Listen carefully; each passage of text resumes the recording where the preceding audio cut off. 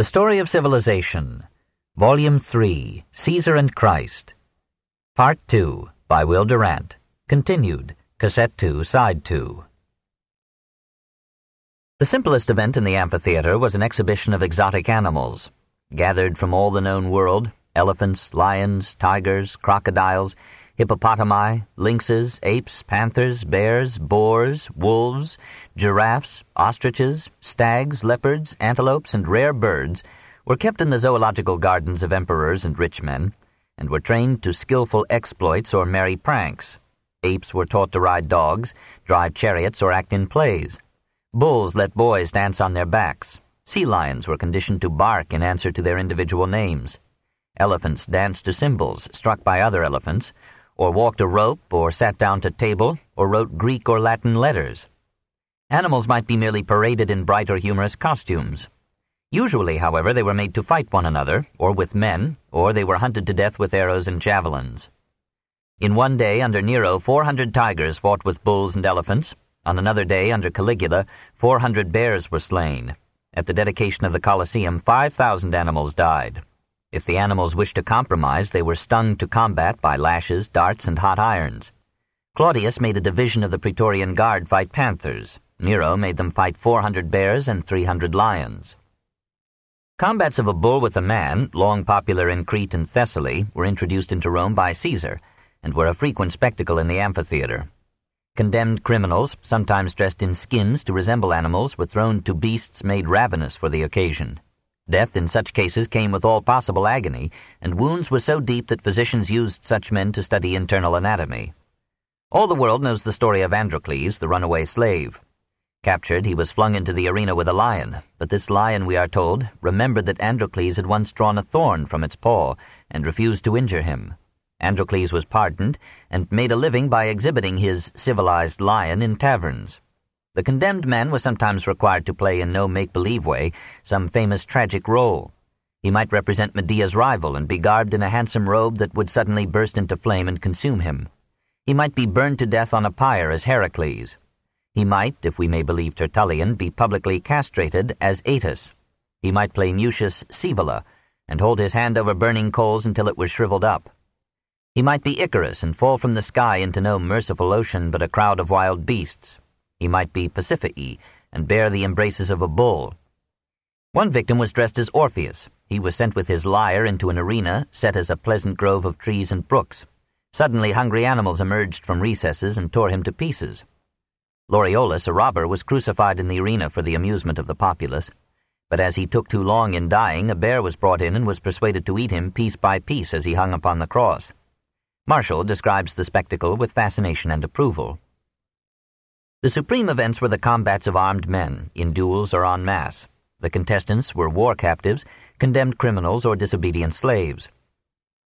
The right of victors to slaughter their prisoners was generally accepted throughout antiquity, and the Romans thought themselves generous in giving captives a chance for their lives in the arena.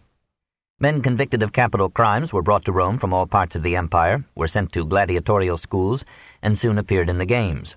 If they fought with exceptional bravery, they might win immediate freedom. If they merely survived, they had to fight again and again as holidays recurred. If they lasted 3 years, they were released into slavery. If then they satisfied their masters for 2 years, they were freed. Crimes entailing condemnation to a gladiatorial career were limited to murder, robbery, arson, sacrilege, and mutiny, but sedulous governors responsive to imperial needs might override these restrictions if the arena ran short of men. Even knights and senators might be sentenced to fight as gladiators, and sometimes a passion for applause led members of the equestrian order to offer themselves as volunteers. Not a few men, under the lure of adventure and danger, enlisted in the gladiatorial schools. Such schools had existed in Rome as early as 105 BC. Under the empire, there were 4 of them there, several more in Italy, and one in Alexandria. Rich men in Caesar's day had their own schools for preparing slaves to be gladiators. They used the graduates as bodyguards in peace and as aides in war, hired them out to fight at private banquets, and lent them to the games. On entering a professional gladiatorial school, many a novice took an oath to suffer himself to be whipped with rods, burned with fire, and killed with steel. Training and discipline were rigorous. Diet was supervised by physicians, who prescribed barley to develop muscle. Violation of rules was punished by scourging, branding, and confinement in chains. Not all of these candidates for death were discontented with their lot. Some were elated with victories and thought of their prowess rather than their peril. Some complained that they were not allowed to fight often enough. Such men hated Tiberius for giving so few games. They had the stimulus and consolation of fame. Their names were daubed by admirers upon public walls. Women fell in love with them, poets sang of them, painters portrayed them, sculptors carved for posterity their iron biceps and terrifying frowns. Many, however, were despondent at their imprisonment, their brutalizing routine, and their brief expectation of life. Several committed suicide, one by stuffing his throat with a sponge used to clean privies, another by inserting his head between the spokes of a moving wheel, several by harakiri in the arena. On the eve of their combat they were given a rich banquet. The rougher ones ate and drank heartily, others took sad leave of their wives and children. Those who were Christians joined in a last agape, or supper of love. The next morning they entered the arena in festal dress and paraded from one end of it to the other. They were usually armed with swords or spears or knives, and armored with bronze helmets, shields, shoulder plates, breastplates, and greaves. They were classified according to their weapons. Retiarii, who entangled their opponents with nets and dispatched them with daggers. Secutores, skilled in pursuit with shield and sword. Laqueatores, sling shooters. Dimachai, with a short sword in each hand. Esidarii, who fought in chariots. Bestiarii, who contended with beasts. Besides these enterprises, the gladiators engaged in duels, in pairs or in groups. If a dueler in a single combat was seriously wounded, the provider of the games asked the spectators for their will. They held thumbs up or waved handkerchiefs as signs of mercy, or turned thumbs down, or pollice verso, to signify that the victor was to kill the defeated forthwith. Any combatant who betrayed a reluctance to die aroused the resentment of the people and was prodded to bravery by hot irons. Richer slaughter was furnished by mass battles in which thousands of men fought with desperate ferocity. In the 8 spectacles given by Augustus, 10,000 men took part in such wholesale conflicts. Attendants in the garb of Charon probed the fallen with sharp rods to see if they were feigning death, and killed such actors with mallet blows on the head. Other attendants, dressed like Mercury, dragged the bodies away with hooks, while Moorish slaves gathered up the bloodied ground in shovels and spread fresh sand for the next death. Most Romans defended the gladiatorial games on the ground that the victims had been condemned to death for serious crimes, that the sufferings they endured acted as a deterrent to others, that the courage with which the doomed men were trained to face wounds and death inspired the people to Spartan virtues, and that the frequent sight of blood and battle accustomed Romans to the demands and sacrifices of war. Juvenal, who denounced everything else, left the games unscathed. The younger Pliny, a highly civilized man, praised Trajan for providing spectacles that impel men to noble wounds and the scorn of death. And Tacitus reflected that the blood spilled in the arena was in any case vilis sanguis, the cheap gore of common men. Cicero was revolted by the slaughter. What entertainment, he asks, can possibly arise to a refined and humanized spirit from seeing a noble beast struck to the heart by its merciless hunter, or one of our own weak species cruelly mangled by an animal of far greater strength? But, he added, when guilty men are compelled to fight, no better discipline against suffering and death can be presented to the eye. Seneca, dropping in at the games during the noon recess, when most of the assemblage had left for luncheon, was shocked to see hundreds of criminals driven into the arena to amuse the remaining audience with their blood. I come home more greedy, more cruel, and inhuman because I have been among human beings. By chance I attended a midday exhibition, expecting some fun, wit, and relaxation, whereby men's eyes may have respite from the slaughter of their fellow men. But it was quite the contrary. These noon fighters are sent out with no armor of any kind. They are exposed to blows at all points, and no one ever strikes in vain. In the morning they throw men to the lions, at noon they throw them to the spectators. The crowd demands that the victor who has slain his opponent shall face the man who will slay him in turn, and the last conqueror is reserved for another butchering. This sort of thing goes on while the stands are nearly empty. Man, a sacred thing to man, is killed for sport and merriment. 7. The New Faiths. Religion accepted the games as proper forms of religious celebration and inaugurated them with solemn processions. The Vestal Virgins and the priests occupied seats of honor in the theaters, at the circus, and before the arena. The emperor who presided was the high priest of the state religion. Augustus and his successors had done everything they could to revitalize the old faith, except to live moral lives. Even the declared atheists among them, like Caligula and Nero, had carried out all the ritual traditionally due the official gods. The Luperci priests still danced through the streets on their festival day. The Arval brethren still mumbled prayers to Mars in old Latin that no one could understand. Divination and augury were assiduously practiced and widely trusted. All but a few philosophers believed in astrology, and the emperors who banished astrologers consulted them. Magic and sorcery, witchcraft and superstition, charms and incantations, portents, and the interpretation of dreams were deeply woven into the tissue of Roman life. Augustus studied his dreams with the diligence of a modern psychologist. Seneca saw women sitting on the steps of the Capitol, waiting the pleasure of Jupiter, because their dreams had told them they were desired of the god. Every consul celebrated his inauguration by sacrificing steers. Juvenal, who could laugh at everything else, piously slit the throats of 2 lambs and a young ox in gratitude for the safe voyage of a friend. Temples were rich with gold and silver offerings. Candles burned before the altars. The lips, hands, and feet of divine images were worn by the kisses of the devout. The old religion still seemed vigorous. It created new gods like Annona, gatherer of the world's corn for Rome, put new life into the worship of Fortuna and Roma, and gave powerful support to law, order, and tyranny.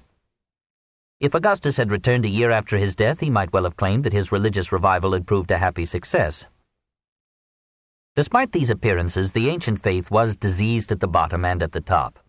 The deification of the emperors revealed not how much the upper classes thought of their rulers, but how little they thought of their gods. Among educated men, philosophy was whittling away belief even while patronizing it. Lucretius had not been without effect. Men did not mention him, but merely because it was easier to practice Epicureanism than to study Epicurus or his passionate expositor. The rich youths who went to Athens, Alexandria, and Rhodes for higher education found no sustenance there for the Roman creed. Greek poets made fun of the Roman pantheon, and Roman poets leaped to imitate them. The poems of Ovid assumed that the gods were fables. The epigrams of Martial assumed that they were jokes, and no one seems to have complained. Many of the mimes ridiculed the gods. One whipped Diana off the stage, another showed Jove making his will in expectation of death. Juvenal, like Plato 5 centuries before him, and ourselves 18 centuries after him, noted that the fear of a watchful deity had lost its power to discourage perjury. Even on the tombstones of the poor we note increasing skepticism and some candid sensuality. Non fui, non sum, non curo, reads one. I was not, I was, I am not, I care not. And another, non fueram, non sum, nescio. I had not been, I am not, I know not. And another, what I have eaten and drunk is my own, I have had my life. I believe in nothing beyond the grave, says one tombstone. There is no Hades, no Charon, no Cerberus, asserts another. Now, a harassed soul wrote, I need never fear hunger, need never pay rent, and am at least free from gout. And a somber Lucretian writes of the buried flesh, the elements out of which he was formed take possession of their own again. Life is only lent to man. He cannot keep it forever. By his death he pays his debt to nature. But doubt, however honest, cannot long take the place of belief. Amid all its pleasures, this society had not found happiness. Its refinements wearied it, its debaucheries exhausted it. Rich and poor were still subject to pain and grief and death.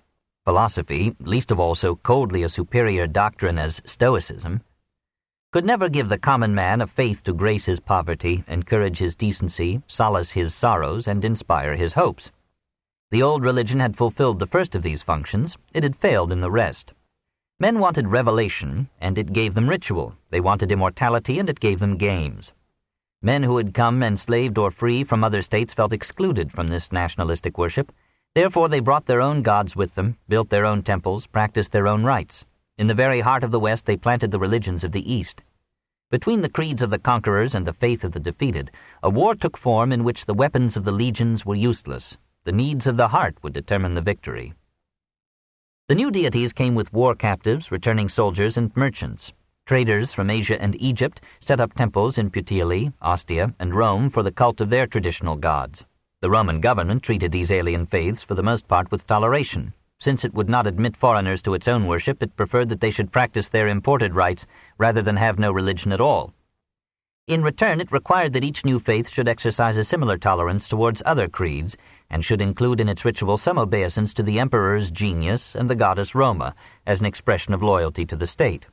Encouraged by this lenience, the Oriental faiths already domiciled in Rome became major religions of the populace.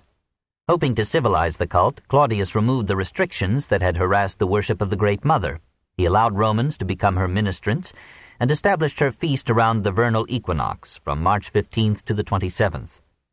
Her chief rival in this first Christian century was Isis, the Egyptian goddess of motherhood, fertility, and trade.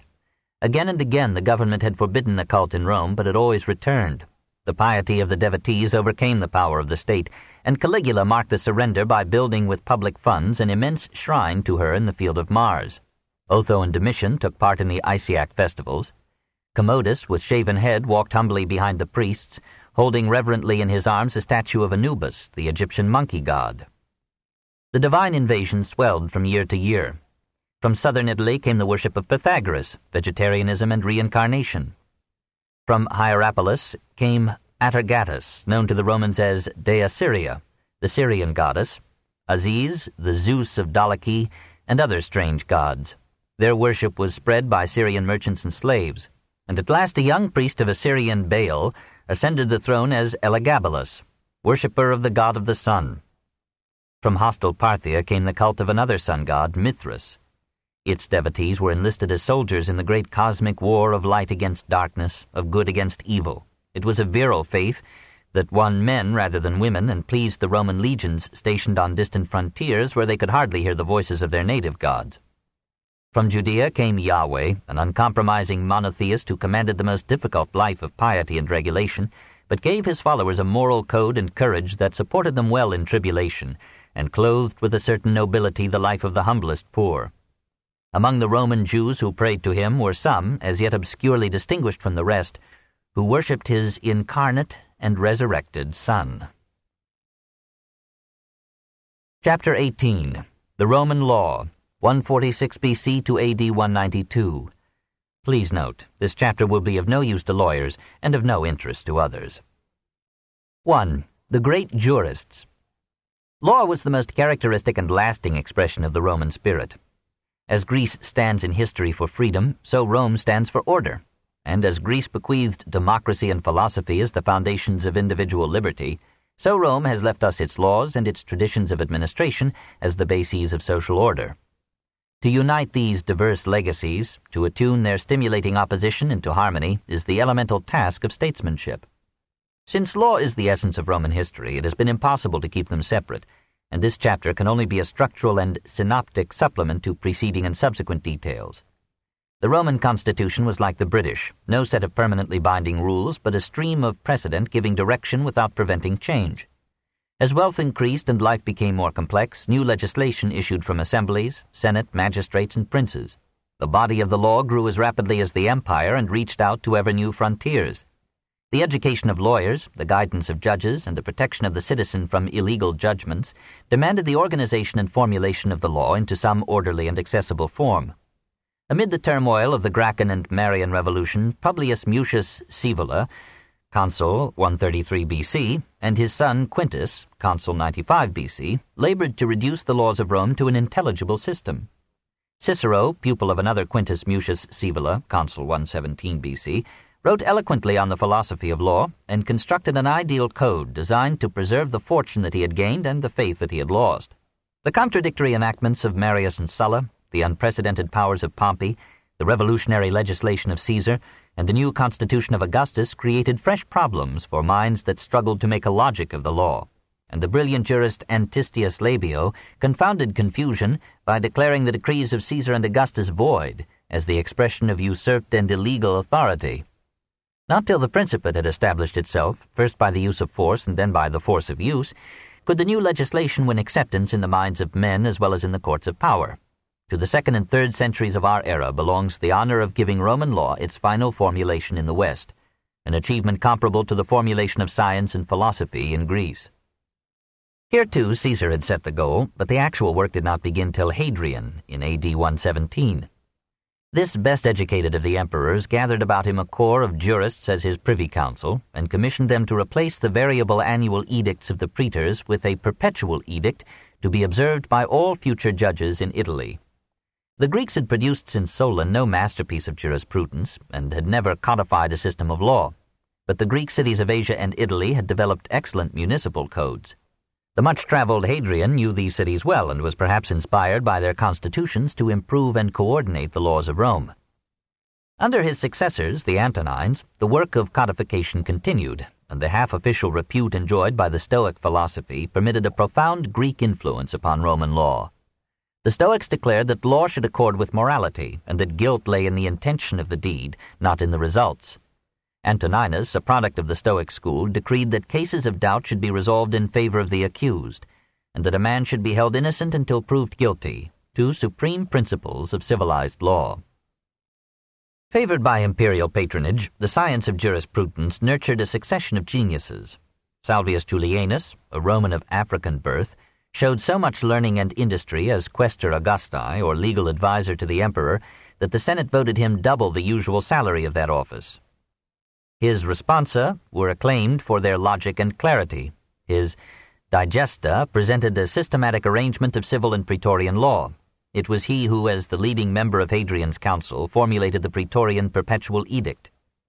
Another jurist is known to us only by his first name, Gaius. His famous Institutiones was discovered by Niebuhr in 1816 on a faded palimpsest overwritten with some essays by St. Jerome. It is now our fullest authority for pre-Justinian Roman law. It was issued in circa AD 161, not as a creative work, but as an elemental manual for students. If we find it a masterpiece of orderly exposition, we may imagine the intellectual stature of the men whose lost treatises it summarized. 60 years later, Papinian, Paulus, and Ulpian brought Roman jurisprudence to its height. While the administration of the law fell a victim to violence and chaos, they gave it a rational formulation and consistency. After them, the great science sank in the general ruin. 2. The sources of the law. As the terminology of science and philosophy comes mostly from the Greek, betraying their source, so the language of the law comes mostly from the Latin. Law in general was jus, justice or right. Lex meant a specific law. Jurisprudence, wisdom in the law, was defined in the Digest of Justinian, AD 533, as both a science and an art. The science of the just and the unjust, and the art, that is administration, of the good and the equitable. Jus included unwritten law, or custom, as well as written law. The latter was composed of jus civile, the law of Roman citizens, and jus gentium, the law of the nations. Civil law was public law when it related to the state or the official worship, and private law when it dealt with the legal interrelations of the citizens. Roman law as a whole flowed from 5 sources. 1. Under the Republic, the ultimate source of law was the will of the citizens, expressed as leges in the curial and centurial assemblies, and as plebiscita, decided by the plebs, in the tribal assembly. The Senate acknowledged leges only when they had been proposed to the assemblies with the proper formalities and by a magistrate of senatorial rank. When Senate and Assembly agreed in passing a measure, it was proclaimed in the name of Senatus Populusque Romanus. 2. The Senate itself, in theory, had no lawmaking power under the Republic.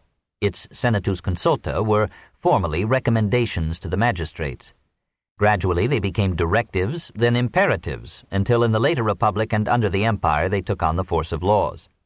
Altogether, the laws passed by the assemblies or the Senate were so few in the course of 6 centuries as to astonish one accustomed to the legislative flux of modern states. 3. The need for minor or more specific laws was met by the edicta of the municipal officials.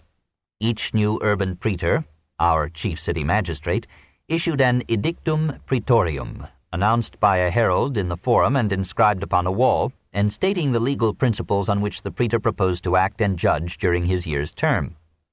Similar edicts could be put forth by circuit judges, praetores peregrini, and provincial praetors. Through their power of imperium, or rule, the praetors were allowed not only to interpret existing laws, but to make new ones. In this way, Roman law combined the stability of its basic legislation with the flexibility of praetorian judgments. When a law or clause was carried down from one praetorian edict to the next for many years, it became a definite part of the jus honorarium. By the time of Cicero, this law of the offices had displaced the 12 tables as the main text of legal instruction in Rome. Nevertheless, a praetor often reversed the decisions and sometimes contradicted the principles of a predecessor, so that uncertainties of law and arbitrariness of judgment were added to the abuses natural in every judicial system operated by men. It was to end this uncertainty that Hadrian instructed Julianus to unify all preceding jus honorarium in a perpetual edict alterable only by the emperor. 4. The Constitutiones Principum, or Statutes of the Princes, became themselves in the 2nd century a varied source of law. They took 4 forms. A. The prince issued edicta by virtue of his imperium as an official of the city. These were valid for the whole empire, but apparently lapsed after his death. B. His decreta, as a judge, like those of other magistrates, had the force of law. C. Imperial rescripta were his answers to inquiries.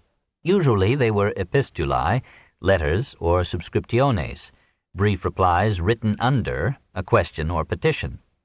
The wise and pithy letters in which Trajan answered the requests of governmental appointees for instruction were incorporated into the laws of the empire and kept their validity long after his death. D. The mandata of the emperors were their directives to officials. In the course of time, these came to constitute a detailed code of administrative law. 5. Under certain circumstances, law could be created by the responsa prudentium. It must have been a pleasant sight when learned jurists sat in chairs in the open forum, or in later decades in their homes, and gave legal opinions to all who asked, taking their chances on some indirect remuneration. Often their advice was solicited by lawyers or municipal judges. Like the great rabbis of the Jews, they reconciled contradictions, drew subtle distinctions, interpreted and adjusted the ancient law to the needs of life or the exigencies of politics. Their written replies, by unwritten custom, had an authority only less than the laws. Augustus gave such opinions full legal force on 2 conditions: that the jurist should have received from the emperor the jus respondendi, or right of giving legal opinions, and that the reply should be sent under seal to the judge trying the case in point. By the time of Justinian, these responsa had become a vast school and literature of law, the fountain and foundation of his culminating digest and code. 3. The law of persons. All law, says the precise Gaius, pertains to persons, to property, or to procedure.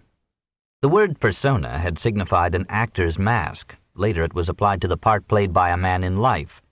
Finally it came to mean the man himself, as if to say that we can never know a man but only the parts he plays, the mask or masks that he wears. The first person in Roman law was the citizen. He was defined as anyone who had been accepted into a Roman tribe by birth, adoption, emancipation, or governmental grant. Within this franchise were 3 grades. 1. Full citizens, who enjoyed the 4-fold right of voting, or jus suffragii, of holding office, or jus honorum, of marriage with a free-born person, or jus connubii, and of engaging in commercial contracts protected by Roman law, jus commercii. 2. Citizens without suffrage, who had the rights of marriage and contract, but not of voting or office. And 3. Freedmen, who had the rights of voting and contract, but not of marriage or office. The full citizen had, furthermore, certain exclusive rights in private law: the power of the father over his children, or patria potestas, of the husband over his wife, or manus, of an owner over his property, including his slaves, or dominium, and of a freeman over another by contract, or mancipium. A kind of potential citizenship, called latinitas or jus latii, was conferred by Rome upon the free inhabitants of favored towns and colonies, whereby they acquired the right of contract, but not of intermarriage with Romans, and their magistrates received full Roman citizenship upon completing their terms of office. Each city of the empire had its own citizens and conditions of citizenship, and by a unique tolerance a man might be a citizen and enjoy the civic rights of several cities at once. The most precious privilege of a Roman citizen was the safeguarding of his person, property, and rights by the law, and his immunity from torture or violence in the trying of his case. It was the glory of Roman law that it protected the individual against the state. The second person in Roman law was the father. The patria potestas had been weakened by the spread of law into areas formerly governed by custom, but we may judge its surviving force from the fact that when Aulus Fulvius set out to join Catiline's army, his father called him back and put him to death. In general, however, the power of the father declined as that of the government rose. Democracy entered the family when it left the state. In the early republic, the fathers had been the state. The family heads formed the curial assembly, and the clan heads probably constituted the Senate. Rule through family and clan diminished as population became more abundant and diverse, and life more mobile, commercial, and complex. Kinship, status, and custom were replaced by contract and law. Children won greater freedom from their parents, wives from their husbands, individuals from their groups. Trajan compelled a father to emancipate a son whom he had maltreated. Hadrian took from the father the right of life and death over his household and transferred it to the courts. Antoninus forbade a father to sell his children into slavery. Custom had long since reduced the use of these old powers to rare occurrences. Law tends to lag behind moral development, not because law cannot learn, but because experience has shown the wisdom of testing new ways in practice before congealing them into law. The Roman woman gained new rights as the man lost old ones, but she was clever enough to disguise her freedom under continuing legal disabilities. The law of the Republic assumed that she was never sui juris, of her own right, but always dependent upon some male guardian. According to our ancestors, said Gaius, even women of mature age must be kept in tutelage because of the lightness of their minds. In the later Republic and under the Empire, this legal dependence was largely annulled by feminine charms and willfulness, abetted by male susceptibility and affection. From Cato the Elder to Commodus, Roman society, legally patriarchal, was ruled by women, with all the graceful mastery of Renaissance Italy or Bourbon French salons. The laws of Augustus made some obeisance to the facts by releasing from tutela any woman who had borne 3 legitimate children. Hadrian decreed that women might dispose of their property as they liked, provided they obtained the consent of their guardians, but actual procedure soon dispensed with this consent. By the end of the 2nd century, all compulsory tutelage was ended in law for free women over 25. The consent of both fathers was still required for legal marriage. Marriage by confariatio was now, in AD 160, confined to a few senatorial families.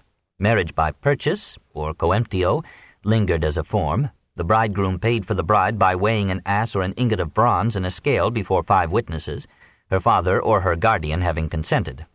Most marriages were now by usus, that is, cohabitation.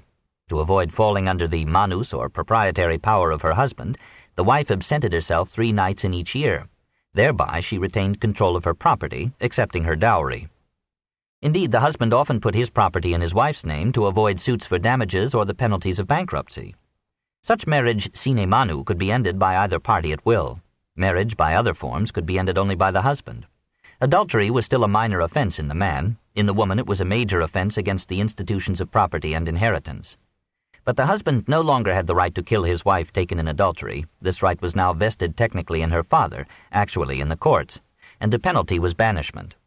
Concubinage was recognized by the law as a substitute for marriage, but not as an accompaniment to it, and a man could not legally have 2 concubines at once. Children by a concubine were classed as illegitimate and could not inherit, which made concubinage all the more attractive to men who liked to be courted by hunters of legacies. Vespasian, Antoninus Pius, and Marcus Aurelius lived in concubinage after the death of their wives. The law struggled to encourage parentage among the freeborn, but with negligible results. Infanticide was forbidden except in the case of infants deformed or incurably diseased. The detected procurer of abortion was banished and lost part of his property. If the woman died, he was to be put to death. These laws, of course, were largely evaded, then as now. Children of any age remained under the authority of the father except when thrice sold by him into bondage, or when formally emancipated, or when the son held a public office or became a flamendialis, or when a daughter married cum manu or became a vestal virgin. If a son married in the lifetime of his father, the patria potestas over the grandchildren resided in the grandfather. By the legislation of Augustus, the earnings of a son in the army, in public office, in priestly orders, or in the liberal professions were freed from the old rule that such gains belonged to the father. A son might still be sold into bondage, or mancipium, but this differed from slavery, or servitus, in leaving the bondsman with his former civic rights. The slave had no legal rights whatever. Indeed, Roman law hesitated to apply the term persona to him and compromised by calling him an impersonal man. It is only by a considerate error that Gaius discusses him under the law of persons. Logically, the slave came under the rubric of property, or race. He could not own, inherit, or bequeath. He could not make a legal marriage. His children were all classed as illegitimate, and the children of a slave woman were classed as slaves even if the father was free. Slaves, male or female, might be seduced by their master without legal redress. The slave could not bring action in the courts against those who injured him. He could proceed in such a case only through his owner. The latter, under the law of the Republic, could beat him, imprison him, condemn him to fight beasts in the arena, expose him to die of starvation, or kill him with cause or without, and with no other control than a public opinion formed by slave owners. If a slave ran away and was captured, he could be branded or crucified. Augustus boasted that he had recaptured 30,000 runaway slaves and had crucified all who had not been claimed. If, under these or other provocations, a slave killed his master, law required that all the slaves of the murdered man should be put to death. When Pedanius Secundus, urban prefect, was so slain in AD 61, and his 400 slaves were condemned to die, a minority in the Senate protested, and an angry crowd in the streets demanded mercy. But the Senate ordered the law to be carried out in the belief that only by such measures could a master be secure. It is to the credit of the empire, or perhaps of the diminishing supply of slaves, that their condition was progressively improved under the emperors. Claudius prohibited the killing of a useless slave and ruled that an abandoned sick slave who recovered should become automatically free.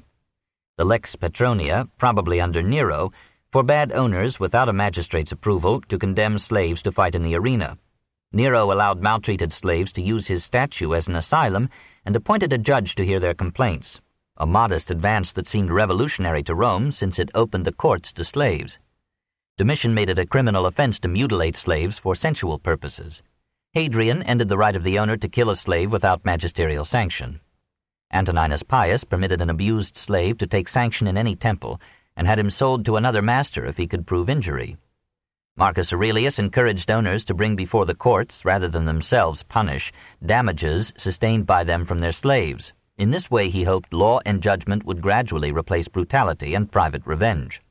Finally, a great jurist of the 3rd century, Ulpian, proclaimed what only a few philosophers had dared suggest, that by the law of nature all men are equal. Other jurists laid it down as a maxim that where the freedom or slavery of a man was in question, all doubts should favor liberty. Despite these mitigations, the legal subjection of slaves is the worst blot on Roman law. The last indignity was the tax and restrictions upon emancipation.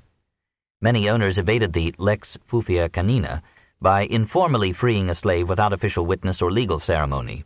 Such liberation, however, conferred not citizenship but only latinitas. The slave freed by process of law became a citizen with limited civic rights, but custom required him to pay his respects to his former owner every morning, attend him when needed, vote for him at every opportunity, and in some cases pay him a portion of all money earned. If the freedman died intestate, his property went automatically to his living patron. If he made a will, he was expected to leave him part of his estate. Only when the master was dead, dutifully mourned and safely buried, could the freedman really breathe the air of freedom. To these general divisions of the law of persons must be added the legislation which in modern codes is separately known as criminal law. Roman jurisprudence recognized crimes against the individual, the state, and social or business groups considered as juridical persons. Against the state one might be guilty of maiestas, treason by act or word, vis publica, or sedition, sacrilegium, offenses against the state religion, ambitus, or bribery, crimen repetundarum, or extortion or corruption in public administration, peculatus, or embezzlement of state funds, and corruptio judicis, or bribery of a judge or juryman. From this partial list we may see that corruption has an ancient pedigree and a probable future. Against the individual one could commit injuria, or physical injury, falsum, or deception, stuprum, or indecency, and caides, or murder. Cicero mentions a lex scantinia against pederasty. Augustus corrected the error with a fine, Martial with epigrams, Domitian with death. Personal injury was no longer punished with equivalent retaliation as in the 12 Tables, but by a fine. Suicide was no crime. On the contrary, before Domitian it was in some sense rewarded. A man condemned to death could usually, by suicide, ensure the validation of his will and the unimpeded transmission of his property to his heirs. The law left the last choice free. 4. The law of property. Problems of ownership, obligation, exchange, contract, and debt took up by far the largest part of Roman law.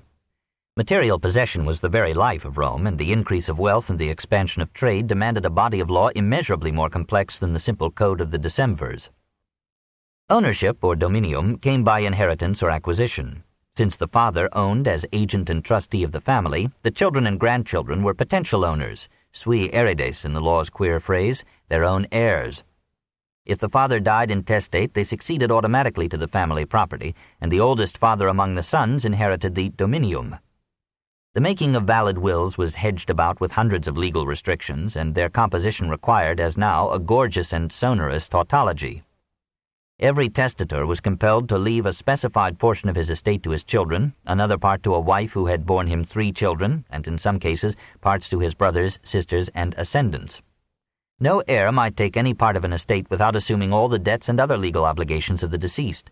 Not infrequently, a Roman found himself saddled with a damnosa hereditas, a legacy, so to speak, in the red. Where an owner died without children and without a will, his property and his debts passed automatically to the nearest agnate, or relative descended from a common ancestor exclusively through males.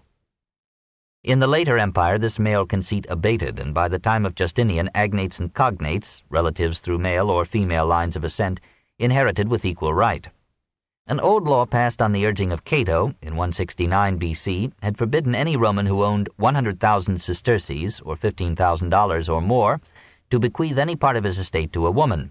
This lex voconia was still on the statute books in Gaius's time, but love had found a way.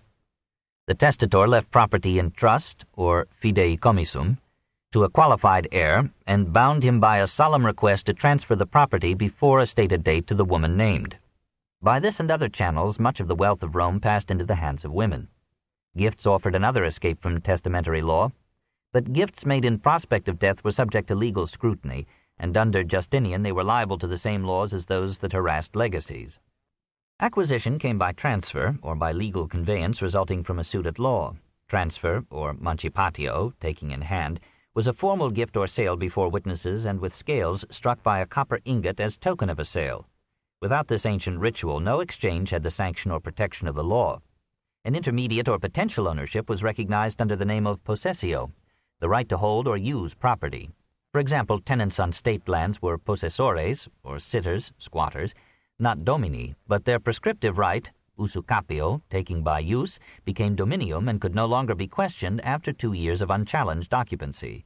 Probably this lenient conception of occupation as so soon generating ownership came from patricians who were in this manner acquiring public lands. By the same right of usucapio, a woman who lived with a man through a year without 3 nights' absence became the property, or in manu, of the man. Obligation was any compulsion by law to the performance of an act. This book is continued on Cassette 3, Side 1.